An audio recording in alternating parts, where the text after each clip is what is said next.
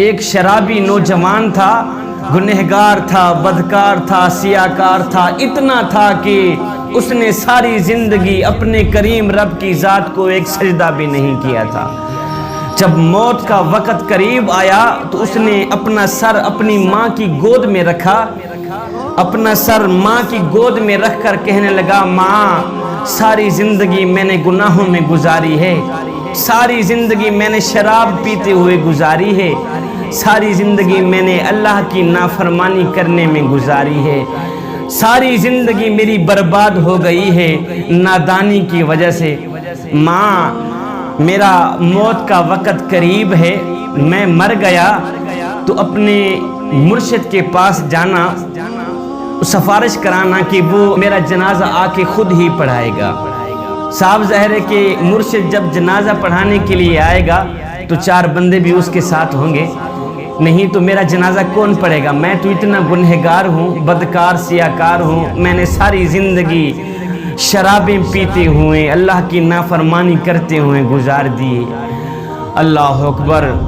ماں اٹھی گئی اپنے مرشد حضرت حسن بصری کے پاس، جا کر کہنے لگی، میرے مرشد میرا بیٹا موت کے قریب ہے، تو وہ کہہ رہا ہے جب میں مر جاؤں تو اپنے مرشد کو کہنا کہ وہ آ کے میرا جنازہ پڑھائے گا۔ حضرت حسن بصری کہنے لگے، مائی وہ مر گیا تو میں اس کا جنازہ نہیں پڑھاؤں گا، اس نے ساری زندگی شرابیں پیتے ہوئے گزاری ہیں، ساری زندگی وہ مسجد کے قریب بھی نہیں گیا، ساری زندگی اس نے اپنے کریم رب کی ذات کو ایک سجدہ کرنا بھی گوارا نہیں کیا، میں اس کا جنازہ کیسے پڑھا سکتا ہوں؟ اللہ اکبر۔ وہ ماں روتے ہوئے واپس آئی، دوبارہ اپنی گود میں اپنے بیٹے کا سر رکھا، سر رکھ کر کہنے لگی، بیٹا کاش کہ تو نے زندگی میں ایک بات بھی میری مانی ہوتی تو آج میرا مرشد جنازہ پڑھانے سے انکار نہ کرتا، زندگی میں ایک بات پر بھی تو نے عمل کیا ہوتا، آج میرا مرشد تیرا جنازہ پڑھانے سے انکار نہ کرتا۔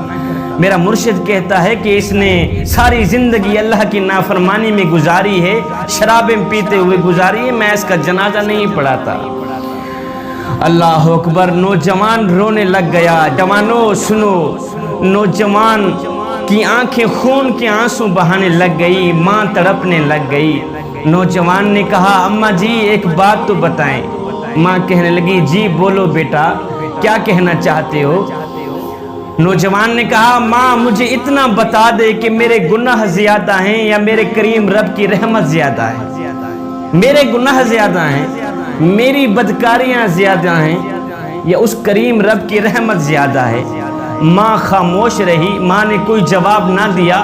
اس کے بعد بیٹا رو کر کہنے لگا، ماں مجھے ایک بات تو بتا دے، اگر ایک لمحے کے لیے تجھے میرا کریم رب مہلت دے دے، تجھے میرا اللہ مہلت دے دے، اے گنہگار کی ماں، اگر تو چاہے تو اس گنہگار بیٹے کو جنت میں بھیج دے، اگر تو چاہے تو اس کو جہنم میں بھیج دے، اگر ایک لمحے کے لیے میرا اللہ تجھے مہلت دے بھی دے تو مجھے کہاں ڈالے گی؟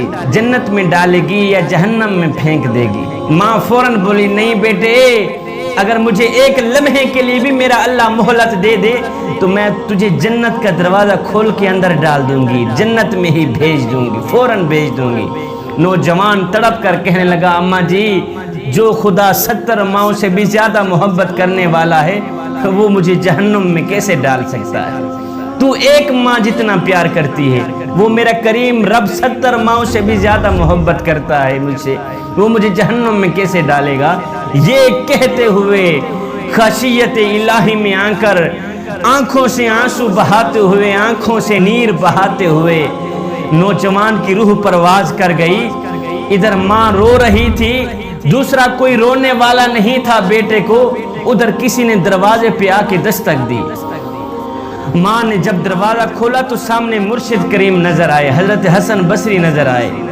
محترمہ کہنے لگی، مرشد کریم آپ نے تو مجھے جواب دیا تھا، آپ کیسے آ گئے؟ آپ کو کیسے پتہ چلا کہ میرا بیٹا فوت ہو گیا ہے؟ مرشد کریم کہنے لگے، محترمہ جی جب تو میرے پاس آئی تھی اس وقت میں سونے لگا تھا، میری آنکھ لگی، خواب میں کسی کہنے والے نے کہا، میاں تو سویا ہوا ہے اور میرے یار کا جنازہ کون پڑھائے گا؟ حسن بصری تو یہاں پہ سویا ہوا ہے، ادھر میرا یار مرا ہوا ہے، میرا دوست مرا ہوا ہے، جا میرے دوست کا جنازہ پڑھا کیا۔ ہے ادھر ندامت کے 2 آنسو بہے تھے، ادھر ندامت اور شرمندگی خشیت الہی میں آ کر آنکھوں سے 2 آنسو بہے تھے، ادھر بخشش کا فیصلہ ہو گیا تھا، ادھر مغفرت کا فیصلہ ہو گیا تھا۔ ایک آنسو کی مار تھی، سارے کے سارے گناہ معاف کر دیے گئے۔ نوجوانو، کریم رب کی چوکھٹ پہ آ گیا کرو، اپنا سر جھکا دیا کرو، خشیت الہی میں آ کر ایک آنسو بھی بہا دیا کرو۔